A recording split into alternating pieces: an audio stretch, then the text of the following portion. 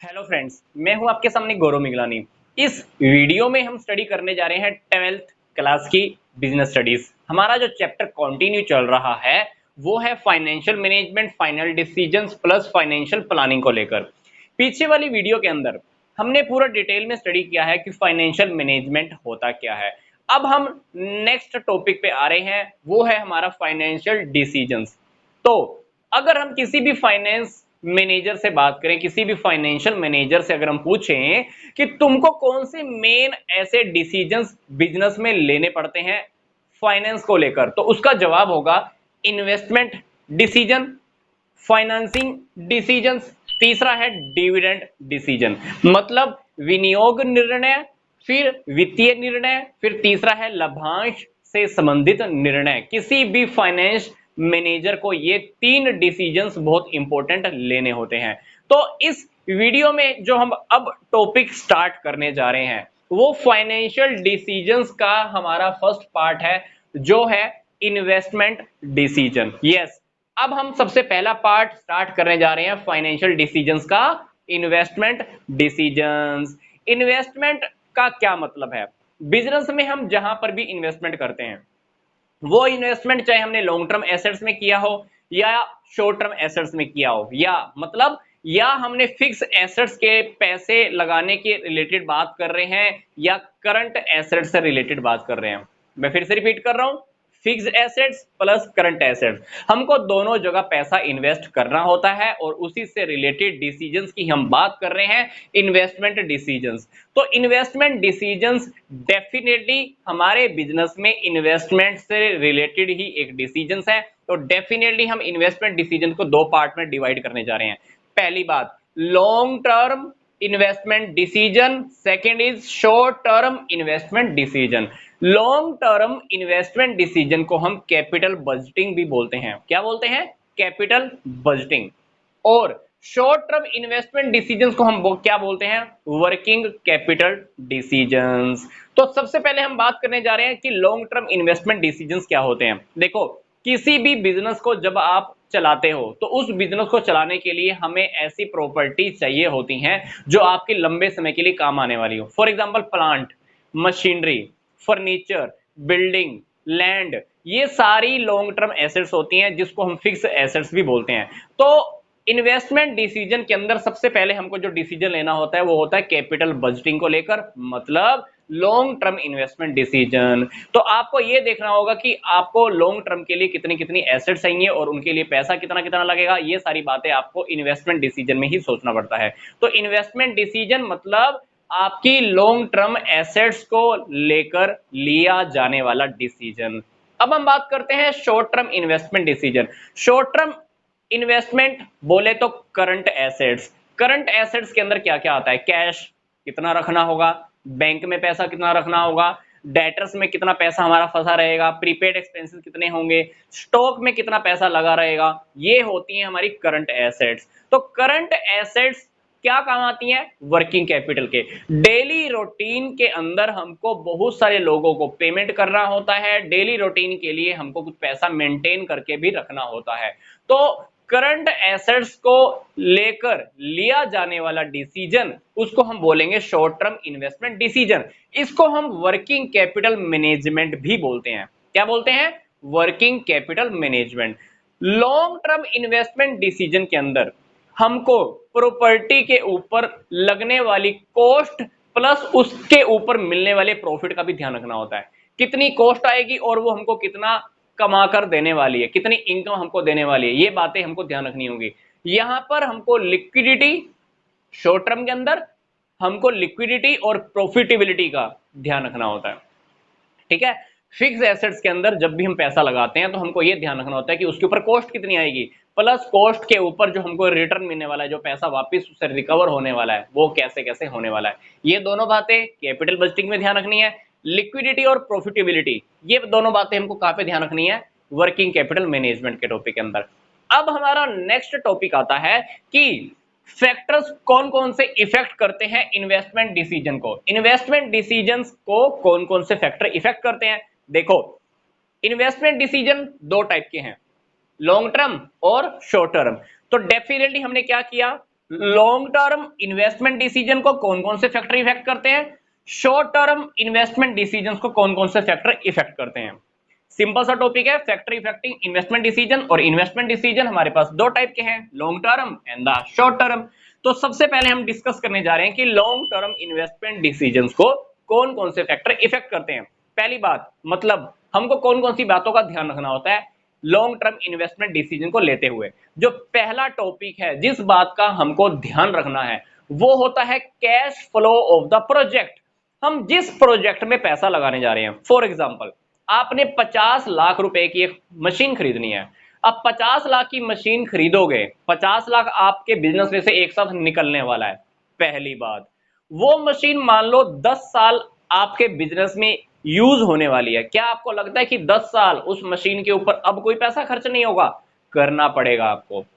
Machine खराब होगी, मरम्मत होगी, इंस्टॉलेशन होगी, काफी सारे खर्चे ऐसे होते हैं जो प्रॉपर्टी को खरीदने के बाद भी होते हैं। तो खरीदने के टाइम पर तो खर्चा होने ही वाला है, खरीदने के बाद भी खर्चा होने ही वाला है। तो हमको क्या करना है, पहली बात हमको ये ध्यान रखना है कि जो प्रोजेक्ट के ऊपर हम काम करने वाले हैं, जो प्रोजेक्ट आपका पैसा मांगता है, उस प्रोजेक्ट के ऊपर ये देखो कि कितना पैसा बाहर जाएगा, आउटफ्लो, उस प्रोजेक्ट से रिलेटेड कितना पैसा आपका बाहर जाने वाला है। प्लस जिस प्रोजेक्ट पे आपने पैसा लगाया है वो प्रोजेक्ट की वजह से क्या आपकी इनकम होगी कि नहीं होगी?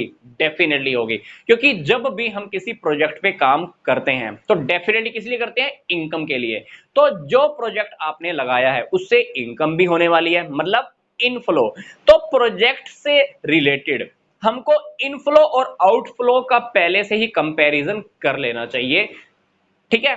तो कोई भी प्रोजेक्ट जो आप लगाने जा रहे हो उससे रिलेटेड इनफ्लो और आउटफ्लो दोनों को कंपैरिजन हमको कर लेना चाहिए। Point number 2, rate of return. 50 lakh की आपने मशीन खरीदनी है, 50 लाख की आपने मशीन खरीदनी है, ये आपका मान लो पहला डिसीजन है।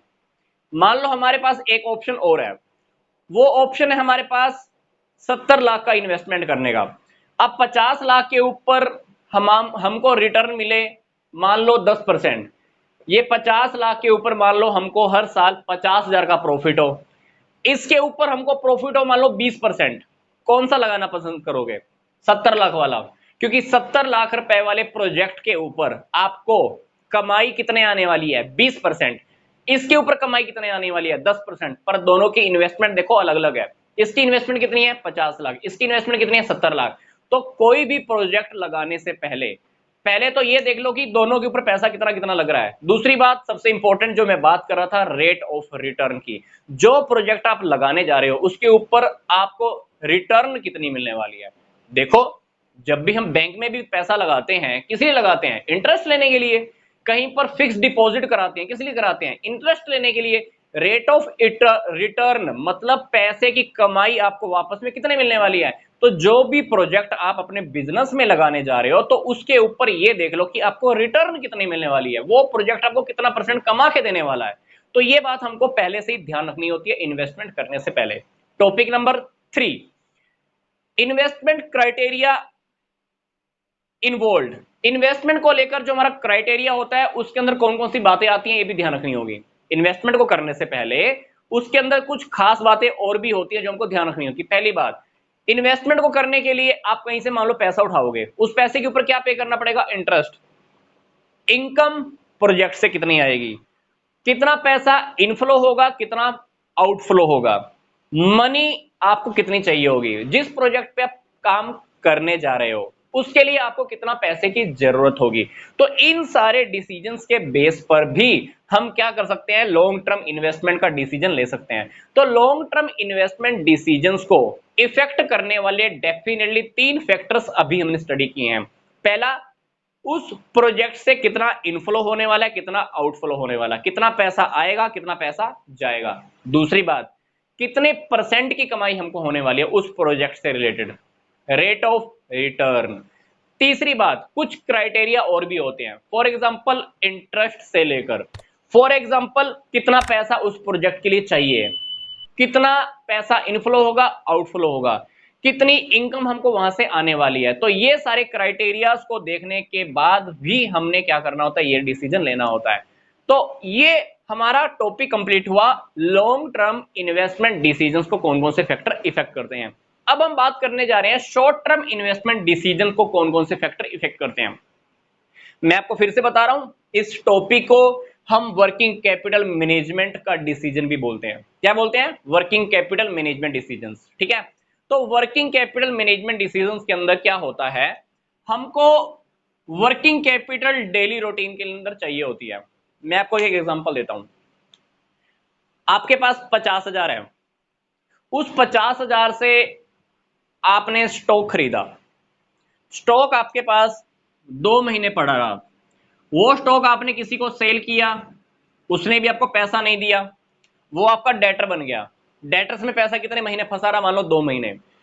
थोड़े टाइम के बाद उस डेटर्स ने आपको 1 महीने का बिल रिसीवेबल दे दिया, फिर आपका पैसा 1 महीने के लिए किस में फंसा रहा? बिल रिसीवेबल में। देखो ध्यान से, 2 महीना पैसा स्टॉक में फंसा रहा, 2 महीना पैसा हमारा डेटर्स में फंसा रहा, फिर वो पैसा कन्वर्ट हो गया बीआर में। अल्टीमेटली हमको कैश तो चाहिए उस टाइम पीरियड के लिए। ये जो 5 महीने जो हम कैश लेस हो गए हैं, इस 5 महीने के अंदर जो हमारे पास पैसे की कमी आ जाएगी, वो कहां से पूरी होगी? तो इस 5 महीने की वर्किंग को चलाने के लिए पैसा हमारे पास था, पर वो पैसा कहां पे कन्वर्ट हो गया? स्टॉक में, फिर डेटर्स में, फिर बिल रिसीवेबल में।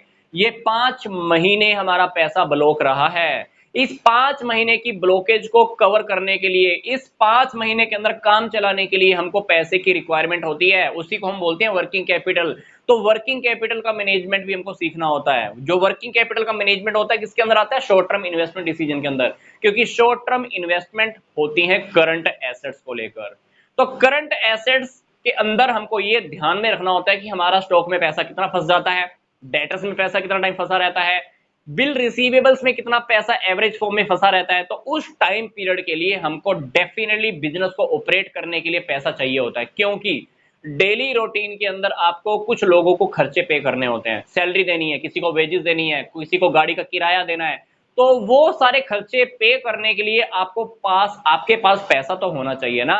तो उस पैसे की मैनेजमेंट हम कहां पे सीखते हैं? शॉर्ट टर्म इन्वेस्टमेंट डिसीजंस के अंडर में सीखते हैं।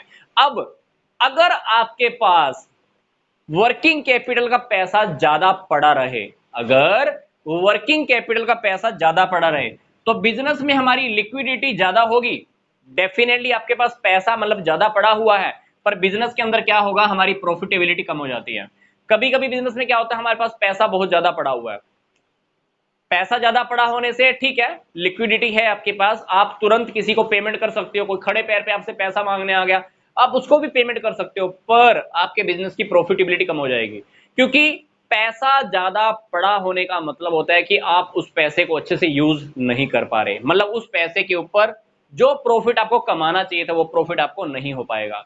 तो मतलब अगर वर्किंग कैपिटल के अंदर लगा हुआ पैसा ज्यादा है, तो मतलब लिक्विडिटी तो ज्यादा है, लिक्विडिटी तो ज्यादा है पर प्रॉफिटेबिलिटी कम है। अगर इससे मैं अभी आपको अपोजिट सिचुएशन की ओर लेके जा रहा हूं, मान लो वर्किंग कैपिटल का पैसा कम है, वर्किंग कैपिटल का पैसा कम है, हमारे पास डेली रूटीन के खर्चे पे करने के लिए अगर पैसा कम रखा हुआ है, तो क्या होगा? तो मतलब हमारे पास बिजनेस में लिक्विडिटी नहीं है। अगर आपके पास बिजनेस में कोई खड़े पैर पे आ गया, भाई मेरे को सैलरी दे, वेजेस दे, क्या आप उसको पे कर पाओगे? नहीं कर पाओगे। तो वर्किंग कैपिटल के लिए अगर पैसा कम रखा हुआ है, डेली रूटीन के खर्चों को पे करने के लिए पैसा कम रखा हुआ है, डेली रूटीन के एक्सपेंसेस को फेस करने के लिए अगर हमारे पास पैसा कम रखा हुआ है, तो इसका मतलब है कि हमारे बिजनेस में लिक्विडिटी कम है। लिक्विडिटी कम है तो क्या होगा? हमको डेली रूटीन के खर्चे पे करने के अंदर, लोगों को सैलरी देने के अंदर, इंप्लॉइज को वेजेस पे करने के अंदर बहुत दिक्कत आने वाली है। तो शॉर्ट टर्म इन्वेस्टमेंट डिसीजन लेने से पहले हमको वर्किंग कैपिटल के जो आप डिसीजन लेते हो उसमें पहले आपको यह देख लेना है लिक्विडिटी और प्रॉफिटेबिलिटी। वर्किंग कैपिटल मैनेजमेंट इस तरह से होनी चाहिए कि हमारी लिक्विडिटी भी प्रॉपर बनी रहे और प्रॉफिटेबिलिटी भी पूरी बनी रहे। दोनों का सामंजस्य है, दोनों का कोऑर्डिनेशन इतना प्रॉपर अच्छे से तरीके से होना चाहिए कि हमारे पास पैसा ना तो ज्यादा पड़ा रहे ना कम पड़ा रहे। पैसा इतनी मात्रा में होना चाहिए कि आपका काम भी चलता रहे और आपके डेली रूटीन के खर्चे भी आप पे करते रहो। तो ये था हमारा सिंपल सा टॉपिक। मैं फिर से एक बार पूरा रिकैप कर रहा हूं। क्या? Investment decision, long term investment decision and short term investment decision. फिर हमने पढ़े इसको कौन से फैक्टर इफेक्ट करते हैं? 3 फैक्टर्स। फिर इसको कौन से फैक्टर इफेक्ट करते हैं? Profitability and the liquidity. ठीक है, तो हमारा जो चैप्टर कंटिन्यू चल रहा है वो चैप्टर का पूरा का नाम ही यही है, financial management plus financial decisions plus financial planning. हमने जो टॉपिक स्टार्ट किया फाइनेंशियल डिसीजन का, जो हमारा टॉपिक स्टार्ट हुआ है वो हमने स्टार्ट किया है इन्वेस्टमेंट डिसीजन। तो आज हमने डिस्कस किया इन्वेस्टमेंट डिसीजन का। तो नेक्स्ट वीडियो के अंदर हम नेक्स्ट टॉपिक पे आएंगे, वो है हमारा फाइनेंसिंग डिसीजन, वित्तीय निर्णय। तो यहां तक का वीडियो देखने के लिए आपका धन्यवाद। मिलते हैं जल्दी से नेक्स्ट वीडियो में।